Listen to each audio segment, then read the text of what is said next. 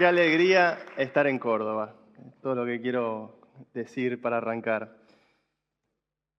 Quiero contarles de una revolución tecnológica e informática que ocurrió hace 5 siglos atrás y que transformó la cultura, la economía y la política. Esa revolución fue la revolución de la imprenta. La imprenta fue una tecnología de la información, es una tecnología de la información, una un poco vieja, pero cuando la mira en detalle y analiza su historia, ve que provocó uno de los más grandes despertares de la humanidad. Provocó el Renacimiento. Nos despertó de la Edad Media a la ebullición de ideas que vivimos hoy en día. Y en el contexto y en el mundo en el que estamos viviendo hoy, somos muy afortunados de estar viviendo otra de esas revoluciones. Otra de esos grandes cambios de paradigma que están atravesando todos los órdenes de nuestra vida. Yo no tengo que explicarles a ustedes cómo es que Internet, cómo es que la red cambió la forma en que trabajamos, la forma en que comerciamos, la forma en que nos relacionamos, la forma en que comunicamos. Cambió prácticamente todo y trajo un gran despertar y está trayendo un gran despertar a la humanidad. TED es un símbolo del renacimiento que está ocurriendo a partir de la red. Y frente a ese gran cambio, la gran materia pendiente es la política. La política es lo que tiene los mecanismos de defensa más fuertes para resistir ese cambio. Y creo que más que nunca en el mundo que estamos viviendo hoy, hay que innovar donde nadie se está animando a innovar. Y eso es en política. Vuelvo a la imprenta. A mí me gusta mucho la historia de la computación, la historia de la información y cuando uno analiza y empieza a mirar en detalle la historia de la imprenta, hay anécdotas que son muy curiosas. Una es que los primeros que se opusieron a las imprentas en la Europa medieval fueron los dramaturgos. Los dramaturgos, los tipos que escribían obras de teatro en los teatros de cada pueblo, veían que su obra se replicaba por el continente europeo sin su consentimiento. Y se empezaron a organizar y salían a quemar imprentas. Los dramaturgos. Algo que genera un eco muy claro muchos años después, cuando vemos lo que ocurrió con la irrupción de Internet y la crisis que provocó también en las industrias culturales, en la industria de la cinematográfica, en la industria discográfica. El plano cultural es lo primero que se ve afectado por la irrupción de una tecnología de la información. Y la imprenta se consolidó a lo largo de un proceso de 5 siglos. Le llevó 4 siglos imprimir más de 1.000 millones de libros. Durante los primeros 100 años solamente se imprimieron libros en latín. A partir del año 100 en adelante empezaron a editarse libros con lenguas vernáculas que empezaron a construir la idea de nación a partir del lenguaje con esa nueva tecnología de la información. Y cuando aparece la imprenta, el contexto en el que aparece es muy interesante. Leer y escribir era algo que solamente los poderosos podían hacer. Los que sabían leer y escribir en la Europa medieval eran los monjes más poderosos en los monasterios. Incluso los escribas que trabajaban para esos monjes sabían usar el lápiz, la tinta, el papel, replicar los simbolitos, pero no sabían leer lo que estaban replicando. Eran fotocopiadoras humanas. Tenían la herramienta para despertarse, para elevar su conciencia, pero no la sabían usar del todo. No les daban esa información. La irrupción de la imprenta democratizó la lectura y la escritura. Todos nosotros aprendimos a leer y escribir a los 6 años.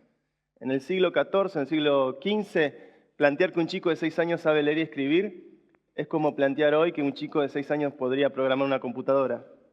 Y el secreto es que el chico de 6 años puede programar una computadora. Internet, la computación, la revolución que estamos atravesando hoy, está generando lo que a la imprenta le llevó 5 siglos en 5 décadas. O sea, lo que nos está marcando la red es que el cambio lo podemos provocar en una generación. En una generación. Antes, la sensación de generar un cambio en una generación era algo imposible de pensar. Por eso la gente decía, loco, hay que apurarse, agarremos las armas y salgamos a matar a todos porque esto no va a cambiar de otra manera. Hoy eso ya no hace falta. Sabemos que tenemos una herramienta mucho más poderosa, una herramienta de conocimiento que se está diseminando y distribuyendo al mundo a una velocidad acelerada y exponencial. Hay una frase de Lincoln que me gusta mucho, que él decía que los dogmas del pasado son inadecuados para el tormentoso presente. Los dogmas del pasado son inadecuados para el tormentoso presente. McLuhan lo ponía de otra manera, que un poco más cínico, decía, hacer política es resolver los problemas de hoy con las herramientas de ayer. Y yo permanentemente me pregunto si tiene que ser así necesariamente. Una de esas herramientas, la herramienta clásica de la imprenta, del contexto industrial y de la imprenta, es el contrato. El contrato es la forma que encontró la tecnología de la información de la imprenta para construir sistemas.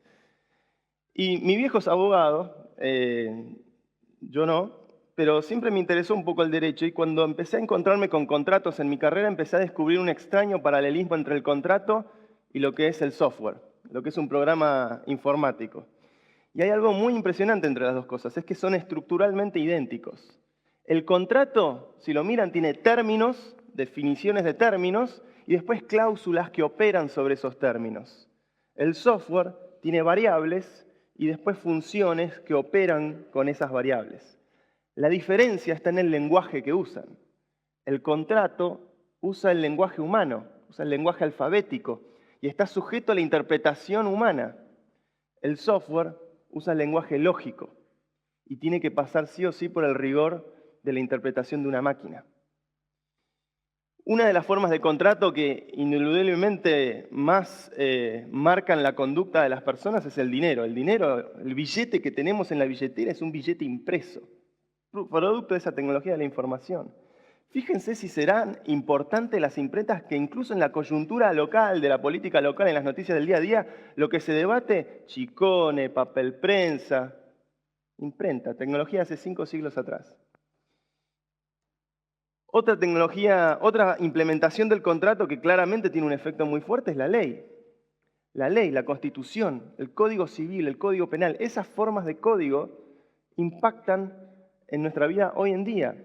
Y la consolidación de la imprenta, a la imprenta le llevó 5 siglos consolidarse. La aparición del papel moneda fue hacia el siglo XVIII, empezaron las primeras experimentaciones con papel moneda, y la instalación del sistema del Estado-Nación también fue en el siglo XVIII, siglo XIX. Las constituciones, la República moderna. El Estado-Nación es un accidente tecnológico. La razón por la que tenemos el sistema político actual es porque no había la tecnología que tenemos hoy para poder representarnos. Entonces teníamos que tener representantes físicos en una capital. Y la extensión de un territorio nacional tiene que ver con la capacidad de comunicación e informática que había en el siglo XIX. La capacidad de control que hay desde la capital hasta la frontera. Por eso los países tienen el tamaño que tienen. Es la capacidad de comunicación que había para organizar un territorio. Un territorio muy grande, pero no global. Y hoy vivimos cada vez más en un mundo global. Tan viciado se volvió ese sistema que incluso en aquellos países que fueron pioneros en estas ideas, indudablemente, hemos visto en los últimos 20, 25 años que un padre y un hijo fueron presidentes, que un marido y casi su mujer fueron presidentes. En Argentina vimos el marido y mujer presidente.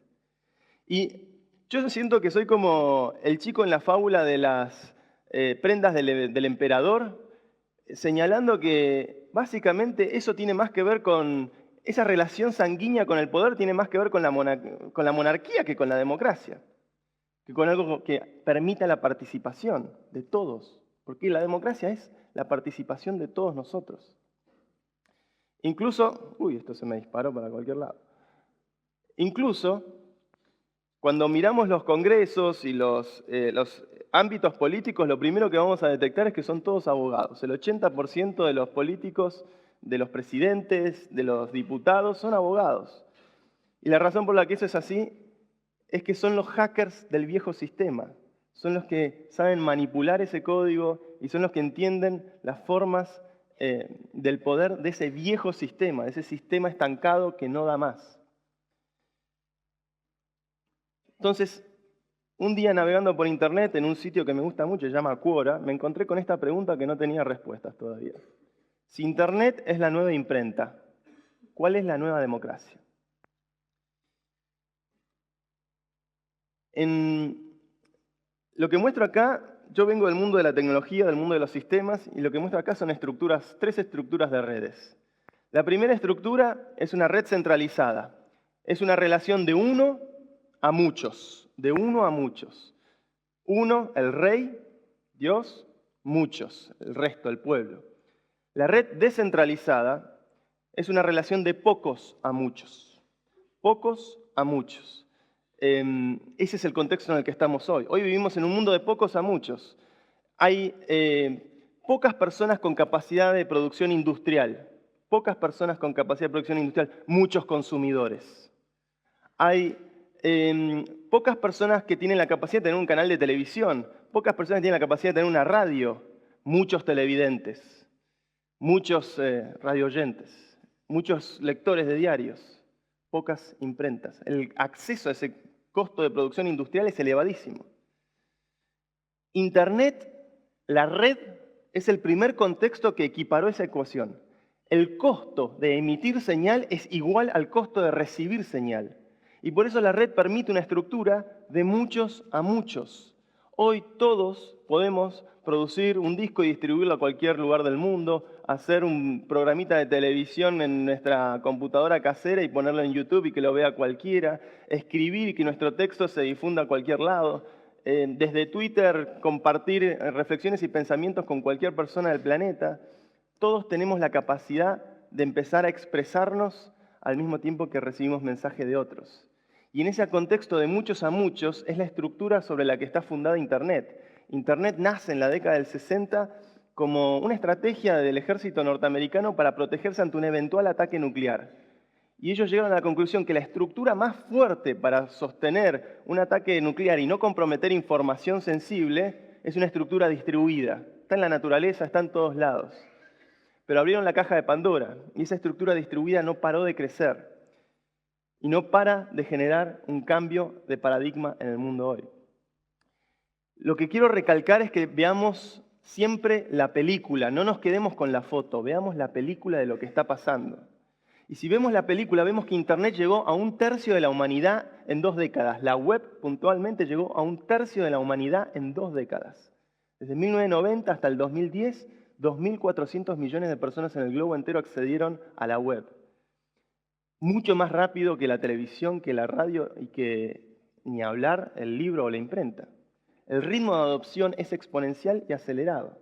Y particularmente en la Argentina estamos empezando a ver un país que ya tiene 60% de conectividad y si miramos esos ritmos de adopción tecnológica, probablemente hacia el final de la década podamos ver no solamente nuestro país, un continente entero plenamente conectado. El estallido se hizo muy fuerte a partir de la primavera árabe. La primavera árabe que todavía está generando episodios en la crónica diaria, en las noticias, fue un grito generacional que tuvo un gran impacto en todo el mundo, porque arrancó en Egipto, en Túnez, en Turquía, pero sigue creciendo en Grecia, en España, en Argentina, en Brasil, en Estados Unidos, en muchos lugares del mundo estamos viendo una generación que está empezando a despertar frente a este gran cambio de paradigma. Y empiezan a aparecer estas protestas en las redes sociales. Cuando arrancan las protestas, arrancan con un común denominador, con una cuestión de coyuntura. En Brasil fue el caso del boleto y las construcciones para el Mundial del año que viene. En Egipto, bueno, el régimen de Mubarak y hechos de violencia puntuales que se empezaron a denunciar en las redes sociales. Diferentes eventos de coyuntura disparan las manifestaciones, disparan las marchas, pero después en todas las marchas, en todos los lugares del mundo hay un gran común denominador por parte de esa nueva generación que está saliendo a la calle.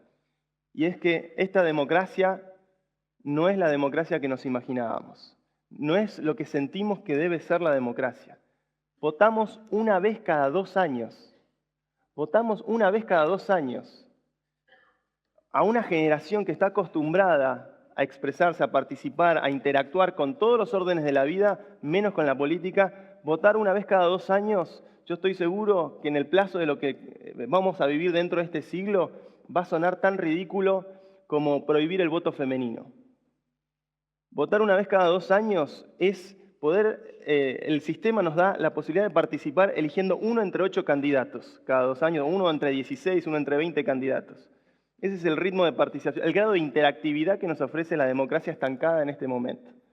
Esos son 2 bytes, es un smiley. Lo único que podemos decirle al sistema político es un smiley. Y si no, tenemos que dedicarnos nuestra vida a la política, tenemos que mandarnos la vida entera, sacrificar todo, y la política es solamente para unos pocos que tienen que hacer una decisión de vida.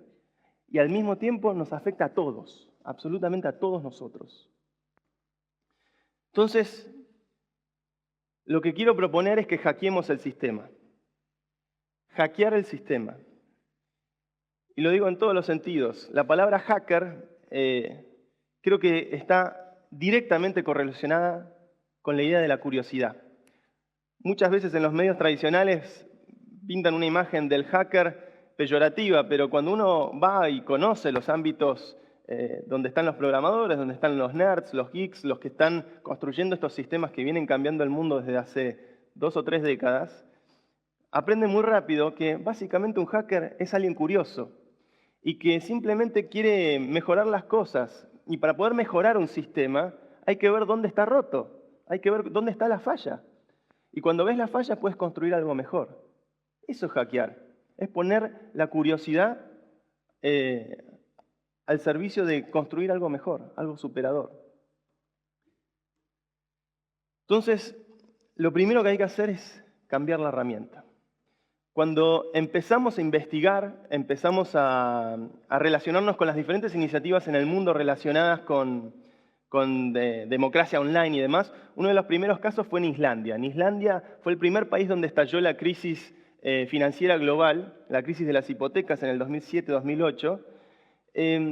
Y cuando nos acercamos a hablar con ellos, una de las cosas que nos dijeron, ellos en ese proceso, en estos últimos años, en Reykjavik instalaron un software que se llama Better Reykjavik y la gente participó en la reforma constitucional de Islandia a partir de usar redes sociales y a partir de usar Internet. Cuando nos acercamos a ellos, lo primero que nos dijeron es, sí, vimos la crisis, queríamos resolverlo, y lo primero que hicimos fue estudiar la Argentina del 2001. Y vimos que en la Argentina del 2001, la gente salía a la calle con una herramienta en la mano, una cacerola, que hacía ruido. Y nos preguntamos cómo podemos transformar el ruido en señal. Si podemos transformar ese ruido en señal, podemos empezar a construir algo nuevo.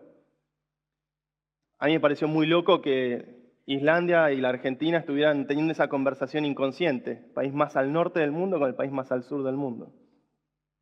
Entonces hay que cambiar la herramienta. Lo que a nosotros se nos ocurrió es un hack muy sencillo. Hace 1 año y medio, en mayo del 2012, con un queridísimo amigo Esteban Brenman, nos juntamos a charlar y vimos cómo podemos mejorar esto. Y se nos ocurrió, bueno, deberíamos meter diputados que se comprometan a votar siempre acorde a un sistema online donde pueda participar toda la ciudadanía. Y esos diputados están obligados por promesa electoral, por compromiso con el proyecto, a votar siempre acorde a lo que toda la ciudadanía resuelve en una plataforma online donde opere la inteligencia colectiva. Inteligencia colectiva. No es democracia directa o plebiscito, sino queremos ir mucho más allá. La tecnología digital nos permite profundizar muchísimo y llegar a consensos de formas enormemente más sofisticadas que el mero plebiscito o la mera encuesta. Entonces, empezamos a construir ese proyecto, empezamos a tratar de ver cómo es fehacientemente la posibilidad de construir ese puente entre el clic y el voto, bajar radicalmente las barreras a la participación política, porque hoy pueden participar los que tienen mucho tiempo. Y empezamos a hacerlo, salimos a buscar firmas, salimos a armar un partido político. Cuando arrancamos el proyecto, lo primero que dijimos con Esteban era, bueno, hagamos un software, hagamos el mejor software que podamos, porque venimos del palo de Internet y conocemos gente muy talentosa, y se lo ofrecemos a los partidos políticos para que lo usen ellos. Pero lo primero que encontramos es que la esencia de la toma de decisión de un partido político tradicional es completamente otra. Son decisiones que se toman literalmente a espaldas de la sociedad. Ellos debaten y deliberan a las 3 de la mañana de repente, las decisiones son a puerta cerrada, es en oposición al bloque de enfrente, es totalmente otra regla, otro sistema que ya está viciado. Entonces dijimos, bueno, si queremos lograr no hacer un instrumento de presión, sino hacer un instrumento que impacte en el sistema, tenemos que hacer el componente que falta. Y el componente es hacer el partido político. Un partido que se comprometa de raíz en el proyecto de traer a la red como el ámbito de decisión soberana y poner la inteligencia colectiva y darnos a todos nosotros la posibilidad, ya no de ser una queja frustrada, sino de que esa frustración pueda empezar a volcarse en un impacto efectivo y certero en el sistema. Y salimos a buscar las firmas. Juntamos 4.000 firmas, 4.244 firmas aprobadas. Presentamos más de 6.000. Lo hicimos en 4 meses. Fue récord. En 4 meses juntar 4.000 firmas, nunca nadie antes lo había hecho en la historia. Al partido que más rápido lo había hecho, le había llevado 4 años hacerlo. Lo hicimos en 4 meses. Fue una locura. Fue un esfuerzo impresionante de un montón de gente que se puso la camiseta, se puso una mesa en la calle, Diagonal Norte y Florida, en Juramento y Cabildo, en todos lados. Un día bueno de firmas eran 45, 50 firmas. Fue mucho más difícil de lo que nos imaginábamos también. Y sabemos que esto en Argentina es una realidad concreta. La gente sale a la calle acá y está conectada y está en las redes sociales. Y va a estarlo cada vez más. Y cuando yo veo esto, cuando veo uno de los primeros antecedentes que hay de esto, es muy curioso. Fue la Gran Rateada Mendocina en el 2009. La Gran Rateada Mendocina, algunos acordarán, 3.500 chicos se ratearon del colegio en Mendoza y se fueron a la plaza a tomar mate y a comer masitas un día porque se organizaron en Facebook. Esas rateadas después se diseminaron por 40 ciudades del país. La gente empezó a darse cuenta, esa nueva generación empezó a darse cuenta que podían ejercer sus derechos de una forma completamente nueva. Y tiene que ver con las nuevas generaciones. El Partido de la Red, naturalmente, tiene que ver con los jóvenes de espíritu que sienten que esto no va más y que cuando hablamos de juventud somos un partido que quiere encarnar ideas nuevas, ideas jóvenes. Cuando se habla de juventud y política, nos dicen que son jóvenes que aman la política, pero yo lo que veo sinceramente son jóvenes que aman a los políticos. Para mí la juventud no tiene que ver con el anhelo de querer ocupar un lugar en la burocracia del poder de turno. Para mí la juventud de mi generación, tengo 29 años, nací en octubre del 83, tiene que ver con este enorme cambio de paradigma, con esta revolución que está despertando en el mundo entero. Y tiene que ver con llevar adelante este cambio, pasar de la agitación a la construcción. Cuando pienso en mi generación, pienso en estos pibes. Esto es un hackathon que hicimos en el Partido de la Red para poder construir el software. Hay más de 90 programadores que se sumaron a nuestro código fuente para armar la herramienta que estamos armando, Democracy OS, para poder construir la herramienta que nos permita hacer un cambio efectivo y certero en el sistema. Estamos creciendo en el proyecto, hay más de 200 voluntarios en el Partido de la Red en la Ciudad de Buenos Aires, pero sentimos que no tiene que ser un proyecto expansionista del centro hacia la periferia. Tiene que ser algo que florezca en todo el mundo.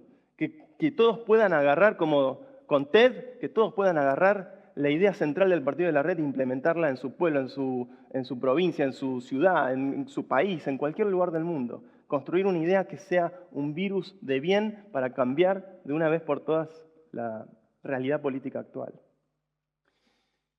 Como todo partido político hacemos asados cada tanto y fundamentalmente venimos a proponer esto. Empecemos a discutir ideas y no personas. Discutir personas es algo que hacen los chimenteros, nos rebaja. Ahora estamos yendo a nuestras primeras elecciones en octubre por la ciudad de Buenos Aires.